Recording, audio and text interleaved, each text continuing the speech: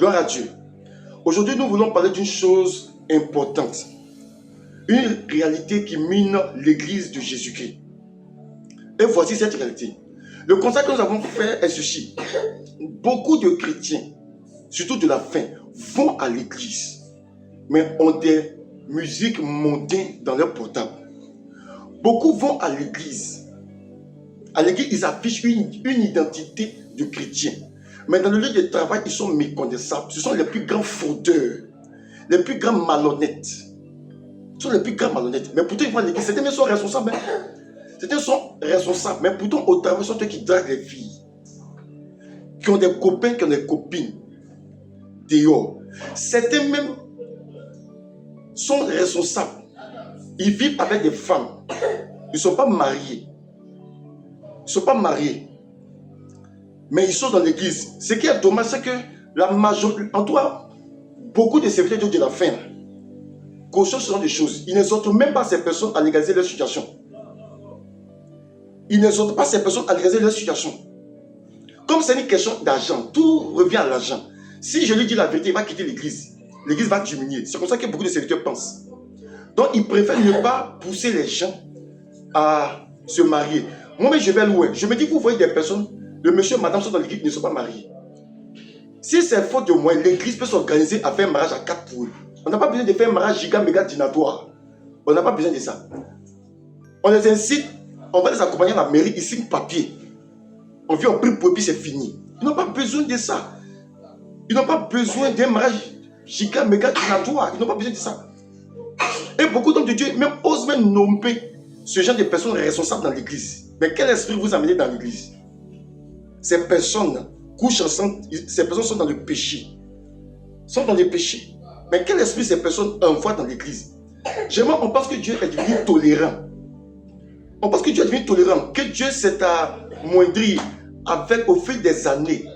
On pense que Dieu est comme nous qui changeons d'avis là, en fonction des variations. Nous on change d'avis et en fonction des circonstances. On pense que Dieu est devenu comme ça. Dieu est devenu comme ça. C'est ce qu'on pense. On pense que Dieu est devenu tolérant. Donc on se permet des légèretés, on se permet des choses. On se permet des choses. Alors que dans la Bible, il est dit que celui qu'on doit nommer pour être responsable et autant doit être rempli du Saint-Esprit et marié à une seule femme. Nous on regarde ça et on dit non Seigneur, tu as tort.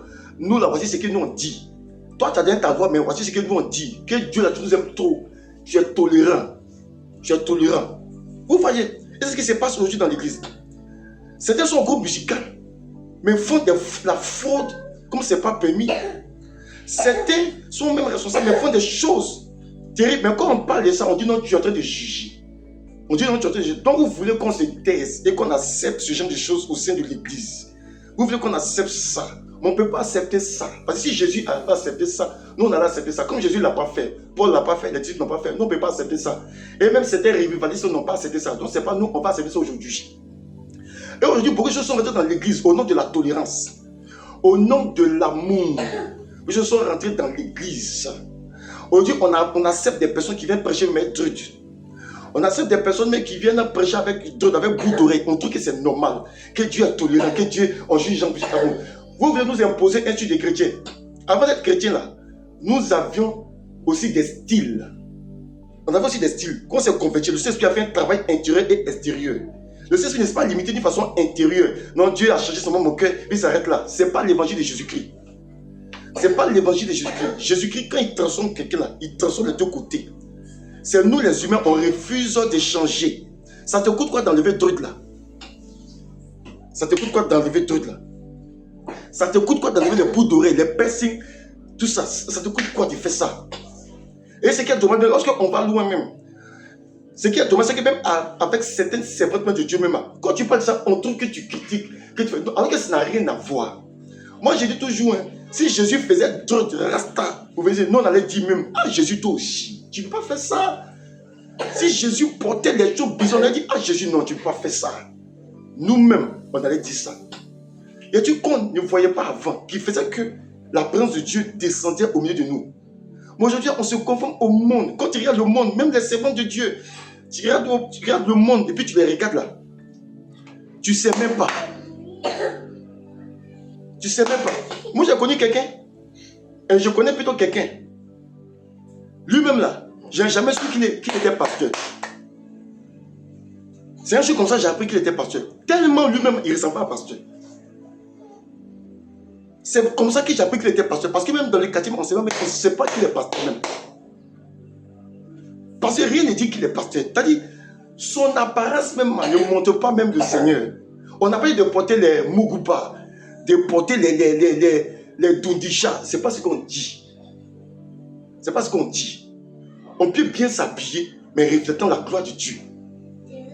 Mais quand tu fais les choses, tu t'habilles d'une façon bizarre. Tu t'habilles d'une façon bizarre. Tu veux, au nom, non, si je m'habille comme ça, je vais attirer les gens. Donc nous, on prend le rôle du Saint-Esprit aujourd'hui. Mais c'est ça, on a pris le rôle du Saint-Esprit aujourd'hui. C'est nous, on va montrer au Saint-Esprit comment on doit attirer les gens. C'est ça le problème. C'est ça le problème. Aujourd'hui, cela est dans l'église. Et on banalise cela. Des gens, des enfants de Dieu qui portent des mini venir prêcher. Elle se plaque, puis elle vient prêcher. Moi, je dis souvent, bon, vous êtes servant de Dieu. Je peux comprendre que vous portez votre bague de mariage. Je peux comprendre ça. Mais les autres bagues là, c'est pourquoi? Les autres bagues là, c'est pourquoi? C'est effet de mode ou bien c'est quoi? Quand on parle de ça, non, tu nous juges, il veut dire quoi? Mais il veut se jouer les saints. Les amis, moi je vous dis, vous serez surpris lorsque Jésus-Christ reviendra. Vous serez surpris. Dieu n'est pas censé tout nous dire. Ça, c'est ce que j'ai compris. Dieu ne nous dira pas tout. Dieu passera par d'autres personnes pour nous parler. Si on ne comprend pas ça là, on risque de se retrouver en enfer sans. C'est-à-dire, par effet de surprise, tu meurs, tu tues. Et puis tu retournes, tu ouvres tes yeux, tu es en enfer. Toi-même, tu ne crois pas. Mais Seigneur, comment? Mais comment? Parce que tout simplement, tu t'es conformé au monde. C'est comme même. Beaucoup de bagues que vous mettez, c'est par rapport à quoi? Tu es marié, tu n'as pas de mariage. Ok. Les autres bagues là, c'est par rapport à quoi? C'est par rapport à quoi? C'est par rapport à... Et quand tu parles de ça, on truc que tu ne dois pas parler de ça. On truc que tu juges les gens. Que tu calmes les gens. Nous sommes là pour dire la vérité aux gens. On ne cherche pas du buzz, ni les likes. Parce que les likes, le pasteur Atom l'a dit, que les likes, c'est l'enfer même. Lui, il a dit, c'est l'enfer. On ne cherche pas les likes, on dit la vérité. Aujourd'hui, l'église, le diable est rentré dans l'église. Vous savez, ce que j'ai compris est que le diable, quand le diable est rentré dans l'église, nous on pense que c'est pour tout le monde que le diable est venu. Le diable n'est pas venu pour tout le monde, il est venu que pour les élus. Quand le diable rentre dans l'église, il vient pour les élus. Jésus dit, même s'il était possible que les élus soient séduits, là, ça les séduit. Le diable vient pour les élus. Il ne vient pas pour les clopins, il vient pour les élus. Il vient pour les élus. Nous ne devons pas nous conformer au monde. J'ai écouté le témoignage de Oral Roberts. Il y a 2 femmes qui sont venues le voir. Elles lui ont dit, ah pasteur, on veut vraiment manifester la puissance de Dieu. Comme toi tu manifestes. Dieu ouvre tes yeux, tu vois des choses là. On veut vivre cette réalité. Il a dit à ces femmes d'aller prier et jeûner. Lui savait la cause. Mais il a dit à ces femmes d'aller prier et jeûner. Elles sont parties, elles ont jeûné, elles n'ont rien vu. Elles sont revenues. Il a dit à ces femmes, ce qui fait que Dieu ne se manifeste pas d'une façon puissante et glorieuse avec vous, ce sont vos bijoux. Il a dit ça à ces femmes. Il n'a pas parlé de la bague des mariages. Il a parlé des autres choses là. Il a dit à ces femmes de retirer ça. Quelqu'un, elles vont retirer là. Elles vont voir la puissance de Dieu se manifester dans leur vie. Et effectivement, quand ces femmes ont fait ça, elles ont vu la puissance de Dieu se manifester dans leur vie. Elles ont vu la puissance de Dieu. Lorsque nous regardons même les revivalistes et autres, la plupart de ces femmes dont Dieu se manifestait d'une façon puissante là. La plupart même des réveils. Regardez ces réveils. Ce genre de choses là n'était pas. Aujourd'hui, au nom de la tolérance, les choses sont rentrées dans l'église. Aujourd'hui, même certains moments pasteurs qui devaient me conseiller les jeunes filles là, elles sont conformées à ces jeunes filles là. Parce qu'on les a dit que si elles ne s'habillent pas en mini, si elles ne portent pas les choses plaquées pour montrer leur posture là, leur mari va regarder dehors. Il va ce genre de... C'est ce qu'on a dit à ces femmes. Donc aujourd'hui, ces femmes là, elles vont porter cheveux multicolores, rouges, demain elles vont porter bleu. Mais quelle différence y a-t-il entre vous et le monde? On n'a pas dit de ne pas se tester, mais on n'a pas besoin des choses du monde. On n'a pas besoin de ça. Vous savez, faisons, on pense que le diable il est bête. On pense que le diable il est bête, le diable il est rusé. Le diable n'a pas besoin de s'afficher publiquement. Le diable a besoin de te tromper tout simplement. A besoin de te tromper. Nous qui faisons les débats interreligieux là, quand tu fais les débats, ou même quand tu écoutes d'autres débats, tu te rends compte que le diable n'a pas besoin de se présenter pour dire que c'est lui le diable a adoré mon nom. Il a besoin d'introduire seulement une erreur dans ce que tu fais. Ça suffit pour t'amener en enfer. C'est ce que nous on a compris. C'est ce que nous on a compris. Aujourd'hui là, on va mettre certaines choses sur notre bras. 4 bagues, 5 bagues en plus de la part du mariage, c'est pourquoi. Donc c'est sinon ça fait joli. Non, on n'a pas besoin de ça parce que c'est dans le monde qu'on a pris ça pour œuvrer dans l'église. Ces choses-là n'existaient pas au sein de l'église. Et quand tu parles de ça, on trouve que tu critiques, on trouve que tu calomnies, on trouve que tu dis des choses qui ne sont pas ça. Moi, je vais vous dire une chose. Moi, personnellement, je n'étais pas contre les maquillages et autres. Je ne suis même pas contre. Honnêtement, je ne suis pas contre. Mais personnellement, malgré que je ne sois pas contre, je ne suis pas pour ça non plus. Personnellement. Je ne suis pas contre, mais je ne suis pas pour ça non plus. Parce que quand tu n'étais pas passé certaines choses, bon, tu trouves excuse, non. Peut-être que la personne était idolâtre. C'est pour ça que Dieu a permis que Dieu lui a dit de ne pas mettre ceci, de ne pas mettre ça. C'est ce qu'on pense et c'est ce qu'on dit même. Moi, chez moi, personne n'aimait mèche. Mais Dieu est venu me parler si mèche. Est-ce que c'est parce que chez moi, il y a idolâtrie des mèches? Non. Dieu m'a dit de façon claire que les mèches ont remplacé la consécration de l'église. Les cheveux sont conséquents. Ce que Dieu me montrait, c'était quoi? L'église était là, elle était assise avec de longs cheveux. Et puis j'ai vu le diable venir raser les cheveux de l'église et puis carrément ça par les mèches. J'étais choqué dans le son, j'étais choqué dans la révélation. Et puis je me dis, tu vois, c'est ce que le diable a fait au sein de l'église. Il remplace la consécration. Franchement, aujourd'hui, moi je suis mal à l'aise. Honnêtement, je suis mal à l'aise. Une femme qui a les mains sur la tête, honnêtement, ne peut pas m'imposer les mains. Je ne peux pas. Elle ne peut pas m'imposer les mains, ce n'est pas possible. Elle ne peut pas. Ça qu'elle a les mains sur la tête, ne peut pas m'imposer les mains. Ce n'est pas discriminatoire. Parce que nous qui faisons la délivrance, on voit beaucoup de choses. Les démons sont dans les mèches, nous on sait, nous on voit, on fait la délivrance, on sait. Donc comment, voyant ce genre de choses là, et puis une femme qui s'est dit pour elle va mettre ça, venir nous imposer les mains. Quand même. Est-ce que c'est possible? Ce n'est pas possible. Pour quelqu'un qui ne fait pas de délivrance, bon, il n'y a pas de souci. Hein. Quelqu'un qui n'a jamais vu des choses en direct, pendant une délivrance, il n'y a pas de souci. Mais quelqu'un qui a vu des choses en direct ne peut pas s'amuser avec ça. C'est pas de la plaisanterie. Donc, j'ai des choses sont rentrées dans l'église. Et les gens cautionnent, les gens acceptent. Des chrétiens qui ont un peu d'illant, qui chantent dans l'église, mais au travail, ils sont méconnaissables. Mais à l'église, ils sont chrétiens. Ils portent la Bible. Mais vous trompez qui? Soit moi, quand je vois ça, je suis triste. Je ne pas gérer, je dis, mais c'est pour ça même. J'imagine la désolation lorsque Jésus-Christ reviendra. Parce que tu penses que tu trompes qui? À l'église, tu chantes pour qui? C'est-à-dire que tu chantes pour te faire voir. Tu ne chantes pas pour la gloire de Dieu. Tu penses que c'est une gloire de venir chanter dans l'église. Pourtant, toi-même, tu n'as pas une bonne vie. Tu as une vie métissée, mélangée. Et ce qui est dommage, c'est que nous, serviteurs de Dieu, on prêche le message que les gens veulent entendre. On ne prêche pas le message de l'évangile. On prêche le message que les gens veulent entendre. On les cajole.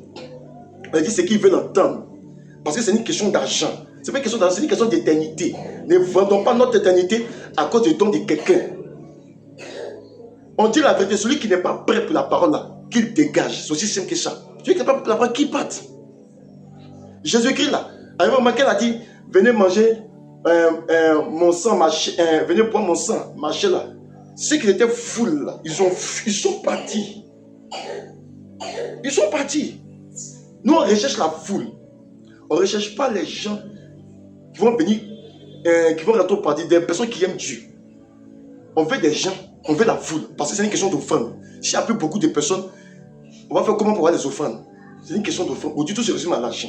Donc il s'agit de notre éternité. Et c'est notre éternité qui est en jeu. C'est notre éternité qui est en jeu. Donc nous voulons dire aux chrétiens métissés dans l'église, ne vous trompez pas. Si vous mourrez, vous partez en enfer. Ça fait déjà un. Nous voulons dire également aux pasteurs qui ne prêchent pas le message de l'évangile, qui cajolent, qui font que les méthodes de motivation. La motivation n'envoie pas au ciel. Voici pourquoi c'est beaucoup quand ils motivent là. Vous regardez la vie de ces chrétiens après là. Quand il y a un séisme là, ils abandonnent Dieu. Ils abandonnent Dieu. Mais quand dans une église on dit la vérité aux gens, les gens sont habitués à la vérité, ils connaissent la vérité. Ils marchent en faisant de la vérité. Ces chrétiens sont inébranlables. Parce que nous avons dit dans une autre vidéo, qu'est-ce qui faisait la force des chrétiens du temps de Paul là? C'était ça, ils avaient une espérance qui était le retour de Jésus-Christ. Ça fait cette espérance, mais comment prêche le retour de Jésus-Christ? Ça fait cette espérance. On savait qu'ils ne pouvaient pas se comporter n'importe comment et vivre n'importe comment. Parce qu'ils savaient que s'ils se comportaient n'importe comment, que Jésus revient, ils allaient rater. Mais aujourd'hui, nous on prêche quoi aux gens? Parce que les chrétiens, ils ne connaissent même pas le retour de Jésus-Christ. Ils n'ont aucune notion de ça. Ils vivent une vie clopin. Ils n'ont aucune notion. Pourquoi? Parce qu'on prêche la motivation dans l'église.